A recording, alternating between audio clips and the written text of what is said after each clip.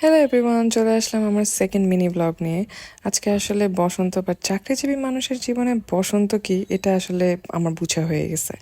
সকালবেলায় উঠে শাড়ি পরে যখন সিএনজি খুঁজে পাচ্ছিলাম না, তখন যে কি পরিমাণ প্যারাটা লাগছে সেটা যদি আমি আপনাদেরকে বুঝাই বলতে পারতাম। কিন্তু অফিসে গিয়ে যখন সবাই হাতে ফুল পরে ছবি তোলার জন্য নামলো, তখন মনে হলো যেন আজকের আশাটাই সার্থক। ছবি তুলতে তুলতে এক পর্যায়ে আমরা দেখা গেছে যে পুরো রাস্তায় নেমে গেছি, আর একজন ভাইয়া নিজের জীবন বাজি রেখে আমাদের সুন্দর সুন্দর কিছু ছবি তুলে দিছে। যেহেতু অফিস গেছি সেহেতু কাজ তো করাই লাগবে, তাই আমরা লাঞ্চের আগে কাজটা শেষ করে আজকে চলে গেলাম লাঞ্চ করার জন্য।